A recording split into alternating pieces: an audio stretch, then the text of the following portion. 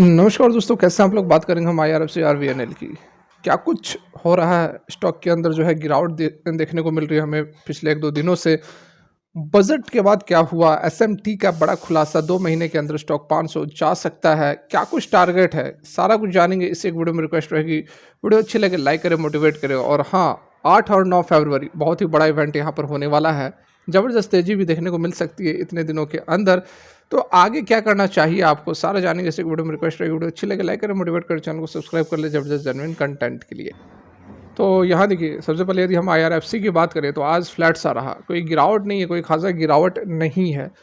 अब सबसे बड़ा सवाल यह आता है कि बजट को लेकर बहुत सारी एक्सपेक्टेशन थी लोगों को कि बजट के बाद रेलवे स्टॉक्स में आंधी आएगी, तूफान आएगी, ये होगा वो होगा, ठीक है। तो हुआ कुछ नहीं। बजट आने के बाद उल्टा यहाँ पर हल्का फुल्का हमें प्रेशर ही देखने को मिल रहा है पिछले 2 दिनों से। आईआरएफसी की बात कर लो, आरवीएनएल की बात कर लो, इरकॉन इंटरनेशनल की बात कर लो, तो ऐसा क्या कुछ हुआ। तो देखिए, सबसे पहले आप समझने की कोशिश करें, जो खबर निकल कर आ रही थी बजट में बहुत बड़ा धमाका होगा, हुआ भी हम कहेंगे कि अच्छी बजट यहाँ पर निकल कर आई है रेलवे के लिए, लेकिन स्टॉक के अंदर तेज़ी नहीं बन रही है। तो तेज़ी नहीं बनने का कारण एक ही है। देखिए, जो खबर होती है, जब भी जैसे बजट वगैरह को लेकर खबर तो हमें बहुत पहले से पता थी, महीने 2 महीने 3 महीने पहले से पता था कि स्टॉक के बजट के अंदर अच्छा खासा बजटरी एलोकेशंस हो सकता है। तो हुआ क्या एक्चुअली में कि उसी समय से लोगों ने, बड़े प्लेयर्स ने माल उठाना शुरू कर दिया, और यही कारण था कि स्टॉक आपको देखो 1 महीने के अंदर, 2-3 महीने के अंदर स्टॉक जो है रॉकेट बना हुआ था, ठीक है। तो पहले ही लोगों ने, बड़े प्लेयर्स ने माल ऑलरेडी उठा लिया था, बहुत ही बड़ी तेज़ी ऑलरेडी आ चुकी थी। तो बजट के बाद, क्योंकि ये खबर तो पहले सभी को पता थी, तो पहले सारा उन्होंने माल उठा लिया था। तो अब बजट के आने के बाद अब कोई नया चीज़ नहीं है, नया इवेंट नहीं है, इस कारण से स्टॉक जो है वो आपको कंसोलिडेट करता हुआ नज़र आ रहा है।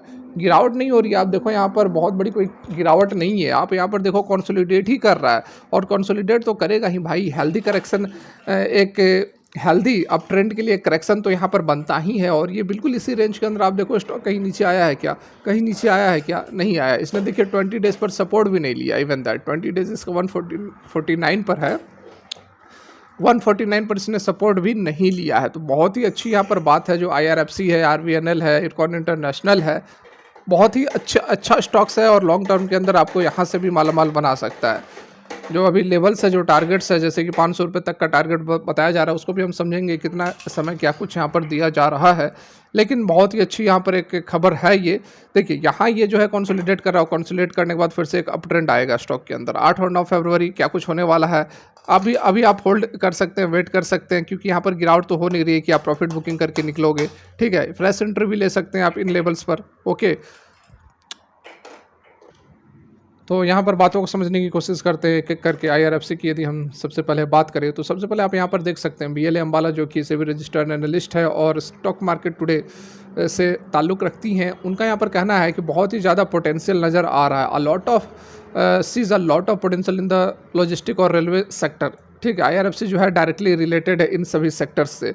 तो इट्स अ लार्ज कैप और मोनोपोली बिजनेस है, ऑलरेडी आप सभी जान रहे हैं। डिलीवर्ड जो है लगभग 434% का एक साल के अंदर, मतलब कि 5 गुना, 5.5 गुना का रिटर्न कंपनी ने दे दिया है एक साल के अंदर अंदर।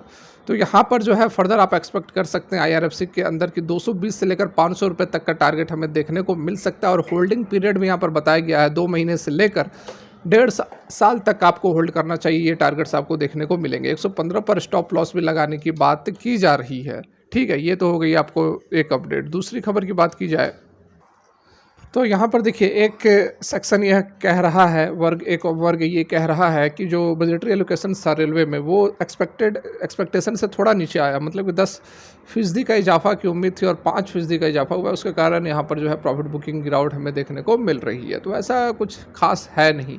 यहाँ पर आप देखो, बताया जा रहा है कि RVNL, IRCON, IRFC share which railway stock will benefit after the Sitharaman announcements. तो क्या कौन से स्टॉक जो है वो बेनिफिट हो सकते हैं। तो यहाँ पर आप देखो रेलवे स्टॉक, जिसमें कि आरवीएनएल हो गया, इरकॉन इंटरनेशनल हो गया, इंडियन रेलवे फाइनेंस कॉर्पोरेशन हो गया, टीटागढ़ रेलवे हो गया, टेक्स मैको रेलवे इंजीनियरिंग लिमिटेड होगा, ये हो सकते हैं की बेनिफिशियरी किसके। तो निर्मला सीतारमन जी का जो बजट रहा 2024 में, उसमें उन्होंने अनाउंसमेंट किया था कि लगभग 40,000 रेल बोगीज को वंदे भारत स्टैंडर्ड पर कन्वर्ट किया जाएगा। तो इससे इन कंपनियों को यहाँ पर बेनिफिट होने वाला है। लगभग 2.55 लाख करोड़ का जो कैपेक्स है वो एलोकेट किया गया इंडियन रेलवे के लिए इस नए फाइनेंशियल ईयर में। सीतारमन जी ने 1 फरवरी को ये सारी बातें बताई हैं, ठीक है। अदर स्टॉक जो कि बेनिफिट हो सकते हैं, Jindal steel, Gabriel India, major logistic company such as container corporation वगैरह वगैरह, ट्रांसपोर्ट कॉर्पोरेशन, ये सारों को यहाँ से बजट से बेनिफिट हो सकता है। Government has also propose 3 rail connectivity corridor भी ऑलरेडी हमने कल डिस्कस किया ही था, ठीक है। तो यहाँ पर ये जो देख सकते हैं कि वंदे भारत ट्रेन का सक्सेसफुल लॉन्च के बाद जो 40,000 रेल बॉगीज़ को कन्वर्ट करने का जो फैसला लिया गया है, उससे डेफिनेटली यहाँ पर Jupiter wagons, Titagarh rail system, RVNL, इनको बेनिफिट पहुँचने वाला है, क्योंकि ये जो जुपिटर वैगन्स वगैरह डब्बे बनाने का ही काम करते हैं। तो इस कारण से नज़र बनाकर हम रख सकते हैं। इससे और क्या होगा, तो जॉब क्रिएशन होगा while reducing travel time and as well as increasing tourism across the country. Sanjay Morjani जो कि रिसर्च एनालिस्ट सैमको सिक्योरिटीज़ के हैं, उनका यहाँ पर यह कहना है, ठीक है। डेफिनेटली बहुत ही बड़ी यहाँ पर अच्छी बातें हैं। जो आपको गिरावट दिख रही है, जो कंसोलिडेशन दिख रहा है, वो पीछे की जो रैली आई थी उसके बाद यहाँ पर थोड़ी बहुत प्रॉफिट बुकिंग, या फिर आप कह सकते हैं कि हायर वैल्यूएशन पर लोग फिलहाल एंट्री लेना नहीं चाह रहे हैं, यही कारण है। बहुत ही जल्द आपको फिर से स्टॉक के अंदर तेज़ी देखने को मिल सकती है।